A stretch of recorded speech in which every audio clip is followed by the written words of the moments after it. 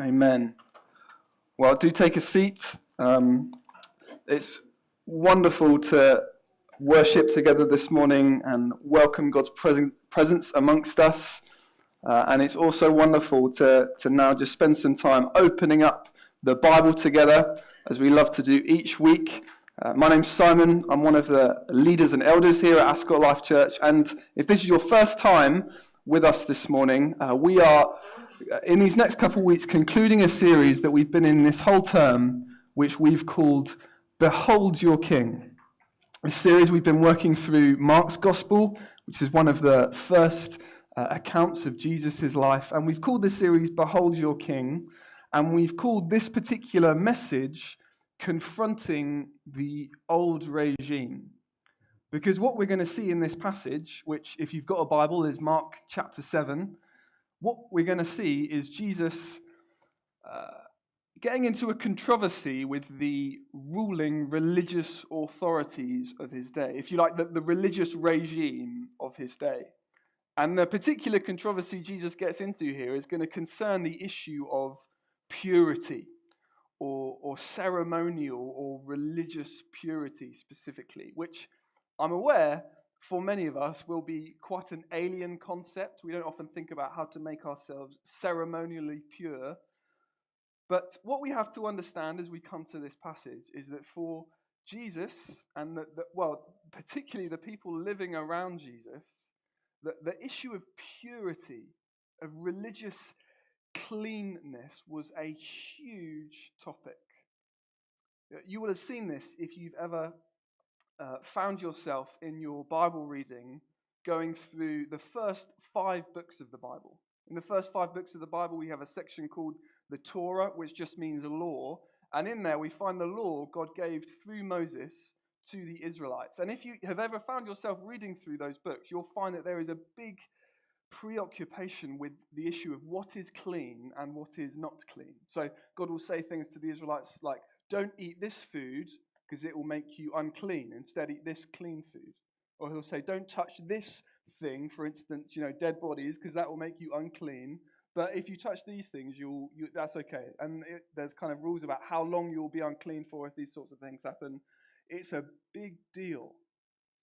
Now, what we have to understand with this kind of theme is that the issue of cleanness versus uncleanness doesn't necessarily correlate to sin or righteousness. To be in a state of uncleanness doesn't necessarily mean that you're sinful and vice versa. But the reason this was a big deal was because cleanness or uncleanness could kind of symbolize these two things. Uncleanness could symbolize a kind of uncleanness in your heart, a sin issue in your heart. And so it became a big deal because God could not dwell with things that were unclean. And so God, in Leviticus 15, for instance, he says things like this to Moses. He says, you must keep the Israelites from their uncleanness so that they do not die by defiling my tabernacle that is amongst them. The tabernacle being the place where God's presence particularly dwelt. And he's saying no unclean thing can enter there. So that's why the people at Jesus' day were very obsessed with this issue, because to be unclean meant you couldn't waltz into the presence of God. You couldn't know him. You couldn't come and be in the temple. But whilst I completely understand that what I've just described is very, very alien to us, this issue of ceremony, unclean and clean things, what I'd actually suggest to you is that this emphasis on cleanness actually isn't too far away from us, even living in the 21st century secular world that we live in. Because we still, I think, have a desire to keep ourselves pure and uncontaminated of certain things. Might not be in a religious way, but sometimes it does affect our diets. For instance, many of us will seek to, in our eating, not put things into our body that might have certain corrupting influences, like additives, or maybe animal products, or maybe kind of e-numbers and these sorts of things. We don't want those things going into our diets and those of our family's diets because they'll corrupt us, they'll make us impure. Or maybe it affects the places we shop. Maybe because certain brands have affiliations with kind of unjust activities.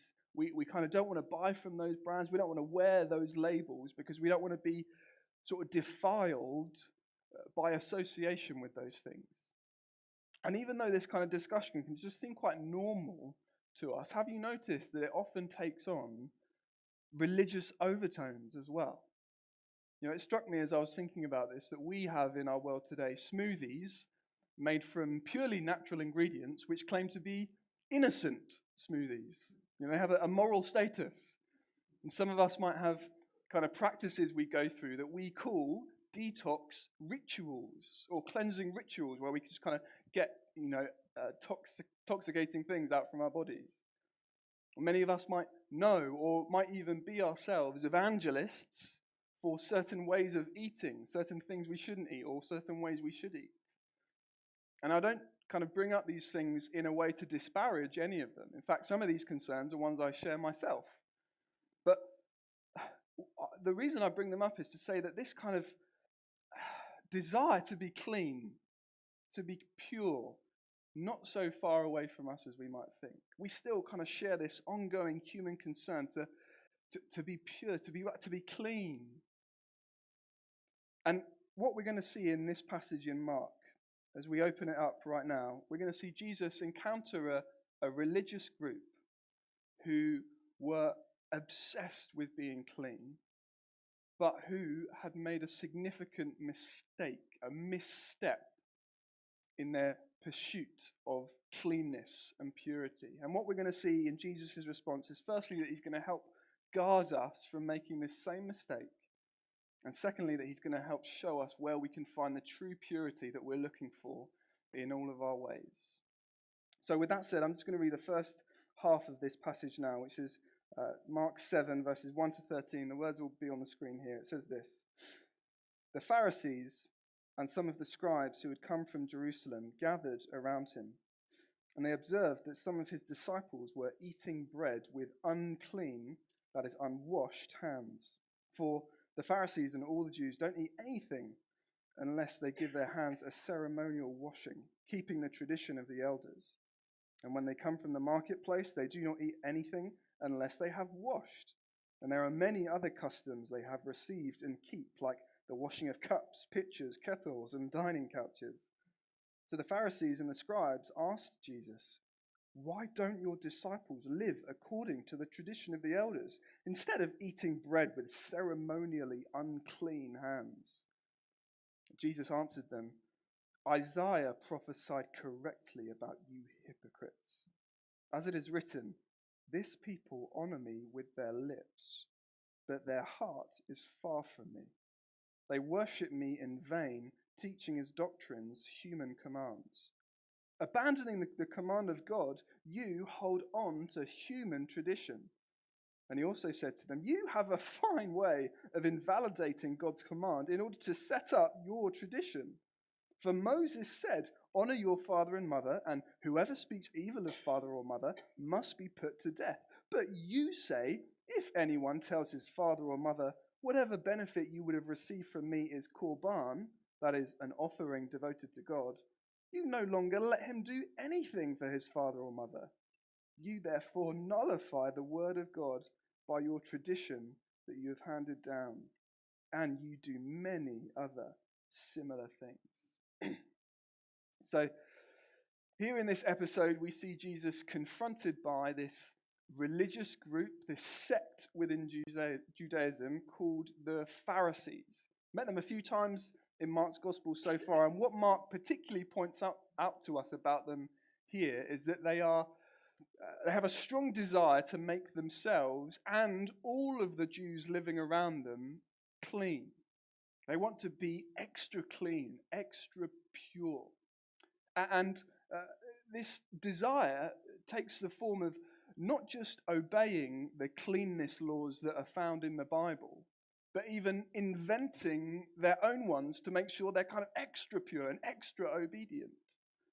So you'll see in verse 5 that they're upset with Jesus because his disciples are not washing their hands before they eat in a ceremonial way. But if you go back through the Bible and kind of scroll through all the 600 laws in the Torah, which I'm not suggesting you do right now, but you will not find a single law requiring Jews to do this. There are some laws which are similar. There's a law that says that priests should wash their hands before they go into the tabernacle. And there's also one that says if you've got a seeping wound, you should wash your hands before entering society, which is just like, I love that the Israelites needed to have that put down in writing. If you're bleeding all over the place, wash your hands. But they needed to hear that. But God didn't give them this law to wash their hands before they're eating. There's one the Pharisees just made up.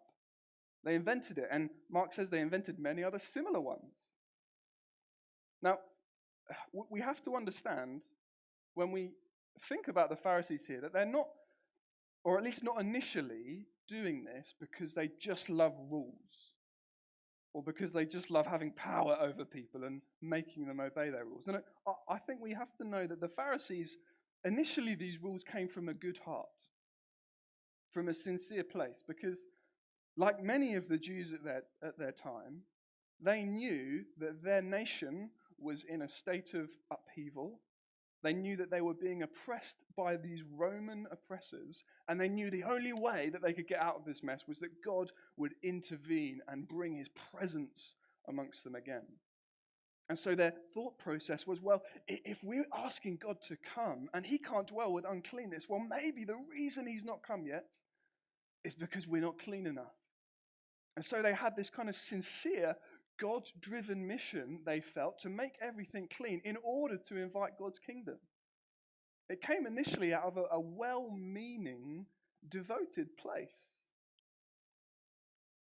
And they might have expected then that when Jesus came and again was preaching about the kingdom, preaching about how God was bringing his presence, they might have thought that Jesus would be completely on board with all their practices. So he's after the same thing as us. He's got a desire for God like we do. And yet when they confront Jesus and say, your disciples, they're not cleaning their hands like we tell everyone to. He doesn't respond with kind of sheepish apology. Say, oh, sorry, yeah, you're right, we should be doing that. We're after the same thing. No. Instead, he responds by rejecting their practices. And as we saw in his first words, condemning them as hypocrites. We have to understand what is going on here. Why does Jesus reject so forcefully these seemingly well-intentioned practices of the Pharisees? And I think there are two main reasons. The first of which comes in this first half of the passage I just read, and it's this: that Jesus knows that our well-meaning practices, religious or ethical habits, he knows that our well-meaning practices can often divert us from what is most important. Jesus rejects their practices because he knows they can often divert from what is most important for us to be doing. Now, before we get into this, we just firstly have to highlight that word can. Traditions, regular habits, they can be harmful, but they can also be good. You see, I think we make a mistake if we think that Jesus is having a go at the Pharisees here for just having traditions or having practices. Because, firstly, it's impossible to go throughout your life without having certain regular habits that you do all the time. It's impossible to be a church without having certain traditions that we observe regularly. And actually, traditions are not just inevitable, but they can also be very, very good for us. Jesus doesn't have a go at them for just having traditions. No, traditions can be good. I'll give one example of one that I'm sure many of us have at least heard of, and it is what is often referred to as the Bible quiet time. Anyone heard of that? It's kind of this practice where Christians will often be recommended to have a moment in their day, in the morning probably, of 10, 20, 30 minutes where they are on their own and they open up the Bible, they read it, and then they pray. It takes quite a standard form, this Bible quiet time. It's a tradition, Again, if you go through the Bible, you will not find any verse telling Christians to read the Bible in this way, on their own, in the morning, for this set amount of time. It doesn't exist. There are verses which tell us to dwell in the Word, to let it dwell in us richly, these kind of general encouragements. But there's no verse that says you have to do it on your own in this way. In fact, if there was, it would have been pretty impossible for most of the people at the time of the Bible was writing to do that. Because, back in the ancient world, you shared a house with 20 or so people, and most of you couldn't read. So how could you do this Bible quiet time? The Bible doesn't encourage us to do it in this way. It's a tradition that we have invented. But that's not to say it's bad. No, I think many of us in this room are indebted to this practice, myself included. Now, I'm so grateful that someone recommended to me this regular habit, because it's been like a lifeline for me in my Christian life. I don't think I would have got this far if I didn't have this regular habit, if someone didn't recommend to me this thing, even though the Bible doesn't necessarily command it. Traditions can be very good. Jesus doesn't reject them just because they're traditions. No, the reason Jesus rejects these Pharisees' traditions is because they have elevated them to the point of God's commands, and that is when they become harmful. That's when they begin diverting us from what's most important. Because firstly, what happens if we elevate our own practices to God's commands is that firstly, they lead us to stop serving others. They lead us to harm them, actually. See, what the Pharisees did here with their traditions is they forced them on others. All the Jews, it says, they made adopt their practices. And of course, this means that they're putting on others burdens that God does not want them to bear. And this can be hugely harmful. See, going back to that analogy of the quiet time, I bet there are a few of us in this room, maybe a good number, for whom that is just a practical impossibility. Maybe because of your life stage or just the way you read, the way you interact with the Bible, it's just not possible for you to do the morning solitary Bible thing. And so if I were to stand up here and say, that is the only way you can read the Bible, you must have this time, that's either going to drive you away from God or just laden you with guilt. So the first thing that happens when we make traditions our own practices, God's commands, is that we hurt other people. Second thing that happens is it hurts our service of God. Stops us obeying him. This is Jesus' rebuke in verse 8. He says, you abandon the command of God in order to hold on to your human tradition. By elevating it, it means that you're ignoring what God actually wants you to do. And in the following verses, he gives that strange issue of this Corban Law, which is a bit confusing, but essentially what's going on here is that in the Old Testament, again, in the Torah, there are laws which allow you, if you want, to devote part of your property to God, to say, this is his. And it was called the Corban Law, because that word just means devoted to God.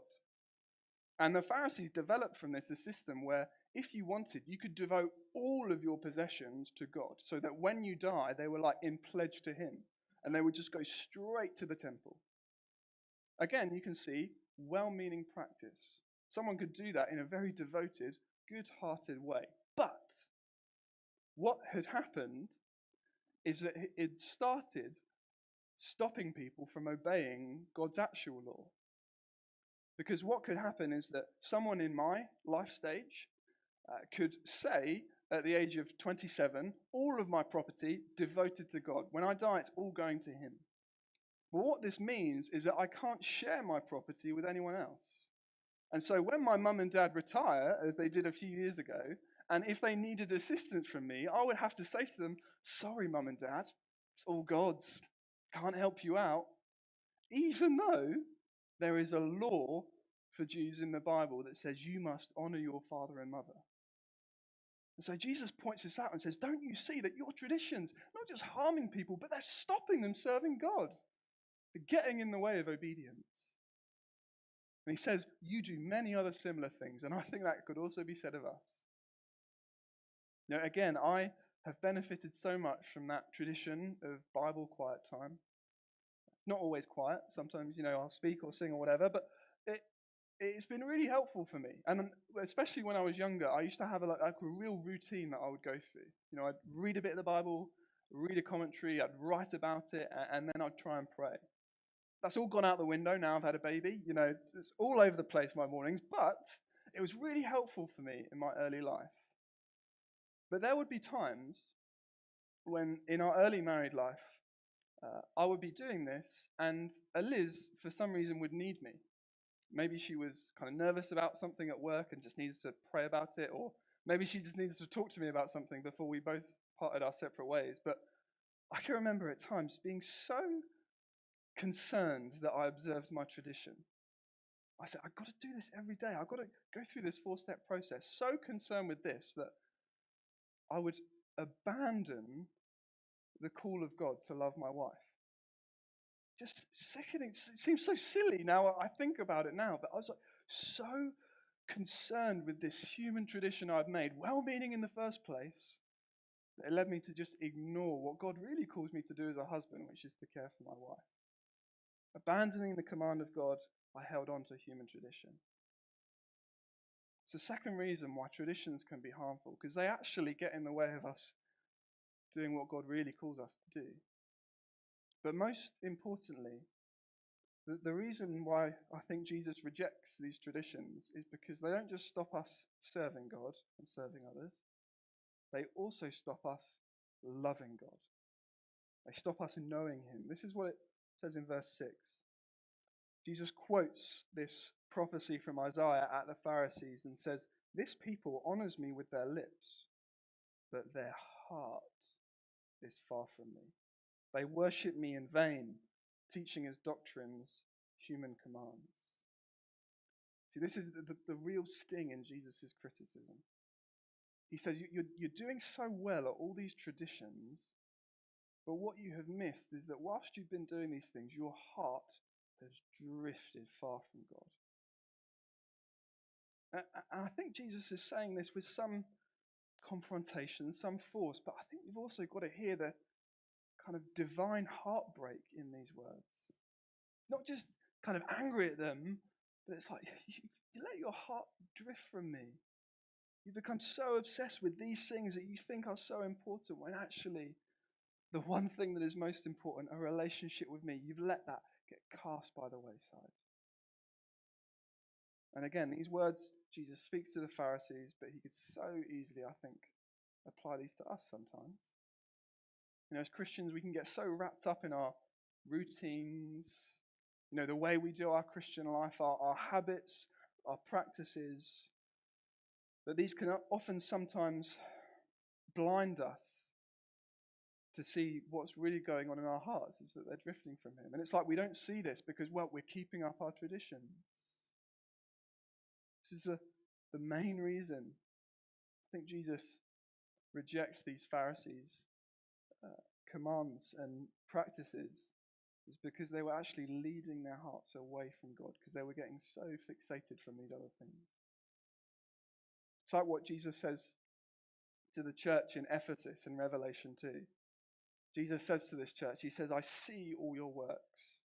I see all your good things that you're doing. I see your Sundays, how they're amazing. But he says, I have this one thing against you, that you've abandoned your first love."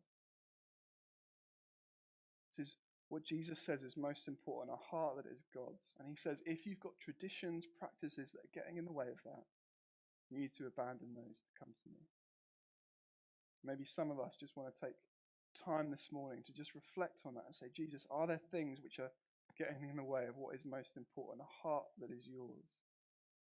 Maybe you need to lay down some traditions, some practices that are getting in the way, or maybe it's not laying them down, but it's just kind of doing them in a renewed sense, saying, God, I want this to be about knowing you, not just getting things done. Jesus says, come to me, come back to your first love. Let your heart be mine. So that's the first reason I think Jesus rejects these Pharisees' traditions, is because they divert us from what is most important. But there's also a second reason that I want to see before we finish, which comes in the second half of the passage, which is this. I think the ultimate other reason why Jesus rejects these Pharisees' traditions is because they are actually doing nothing to truly purify people. The Pharisees had all these purity traditions which would help them stay clean, but what Jesus says here is that they're actually doing nothing to give you true purity. Just read verses 14 to 23 here. It says this: summoning the crowd again, Jesus told them, "Listen to me, all of you, and understand. Nothing that goes into a person from outside can defile him, but it is the things that come out of a person that are what defile him." And when he went into the house away from the crowd, his disciples asked him about this parable. And he said to them, "Are you also as lacking in understanding?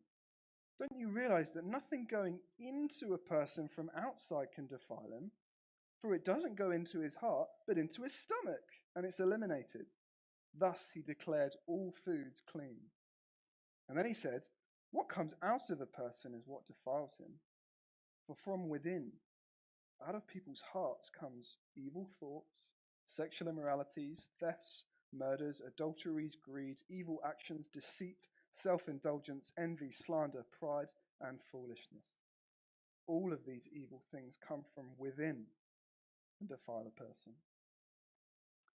Okay, so if the Pharisees were upset with Jesus in the first half of this story because he rejected their traditions, what Jesus says here would have caused them to lose their minds. Because what Jesus does here is he doesn't just reject the Pharisees' man-made traditions. What he does is he also reinterprets the very law of God on which they were based. He doesn't just reject the Pharisees' traditions. He actually says, you've got to read the Bible in a different way. I'm going to change how you read this. You see, you'll remember that the Pharisees' man-made traditions were built off genuine laws that God had given to Moses in the Old Testament. He said, there are certain things which I declare are unclean. You can't eat this sort of food because it is unclean. You must eat this sort of food because it is clean. Those are things that God said and commanded. But then, what Jesus does in verses 18 and 19, he comes and says, I'm declaring to you that nothing that goes into you, nothing from outside that comes into you via eating, none of that can make you unclean. And Mark even points out for us, he says, thus Jesus declared all foods clean. This is astonishing. This would have been mind-blowing for the people in Jesus' day, and should be for us, because what Jesus is doing is claiming that he has authority to reinterpret God's law. That should shock us. Just think about it. If I wrote a book or wrote some instructions down, surely the only person that has authority to tell you what those instructions mean is who? Me. Because I wrote them. There's no point one of you coming along and saying, well, actually what Simon meant by this was this. No, you don't have the authority. As the author, I have the authority to say what I meant. So you say, how can Jesus do this with the law? This is God's law. How does he think he has the authority to reinterpret? Only the author can do that. Of course, that's exactly what Jesus is doing. By reinterpreting the law here, Jesus is saying, I'm actually the one that wrote this, and I can tell you what I truly intended by it. He's claiming to be the author of the law of God. And the way he reinterprets it is amazing. Because what Jesus says is, essentially, all of those cleanness laws, all of those laws about avoiding certain unclean things and sticking to certain clean things, they were good and holy and just, yes, but they were not my ultimate intent for you. Ultimately, what these laws were they were like kind of visual aids pointing you to an even deeper message I was trying to communicate. I didn't just want to keep you clean from kind of outward uncleanness that you could wash off with water. No. I gave these things to you as like a picture saying how important it was for you to steer clear from true unclean things. True things that can defile not just your body, but can defile your heart. Things Jesus says like sexual immoralities, thefts, murders, adulteries. And he even goes deeper than that. He says things like evil thoughts, greed, pride, things that no one could ever see, but things that lurk deep within. He says, I want you to be clean from that. He's raising the stakes. By reinterpreting God's law, he's not kind of just going liberal, but he's saying, almost going harder. He's saying, I want you to be free from all of the evil that could defile you. And of course, this is where Jesus makes us uncomfortable. You know, maybe we like the first half of this passage because Jesus seems like a bit of a revolutionary. Kind of do away with traditions, get rid of all of that, be free. But then Jesus comes here and says, no, the reason I'm doing away with these things is because I want you to be truly pure. I want you to be pure from all of these things that, if we're honest, lurk inside of all of our hearts. The greed that can so often consume us, the pride that can seep in. Jesus says, I want you to be clean from that. You will never be pure unless these things are gone. No matter what religious practices you take up, or no matter what ethical habits you get into, they won't begin to deal with the problem. But of course, Jesus is raising the stakes here because he knows that there is a way to be truly pure from that. He knows that he will himself create that way. Because what happens at the end of Mark's gospel is that Jesus will go to the cross. And there Mark tells us that Jesus would bear upon himself all of these things. All of our wrongdoing, all of our greed, our theft, our murders, our envy, our slander, our indulgence, all of our pride, even the things lurking deepest within, Jesus would bear them on his shoulders to take what we should have taken. And what Mark tells us in Mark chapter 15 is that when Jesus does this, when he breathed his last, the temple curtain was torn from top to bottom. The temple, again, being the place where God's presence dwelt. The thing that the Pharisees were trying to get to with all their cleanness, but could never get through. When Jesus dies on the cross, curtain is torn from top to bottom, signalizing that all who come through him, all who know him and are purified by his death, can know God's presence with them forever. It is why Jesus ultimately rejects these Pharisee traditions and even reinterprets the law for us. It's because he wants to drive us to the one place where we can find true purity, where we can find true healing for the darkness that lurks within. And so as we finish, maybe the band comes up, I just want to invite us. Maybe we have never taken an opportunity to receive this healing from Jesus, receive this cleansing. You can come and know that today. Come and bring your sin to him. Come and bring all that's lurking in your heart and say, Jesus, forgive me, clean me, make me pure. And by his death, he can in a moment. Or maybe it's not that. Maybe we've come to know Jesus, but we know that there are just kind of traditions, practices, habits that have kind of clouded us from him.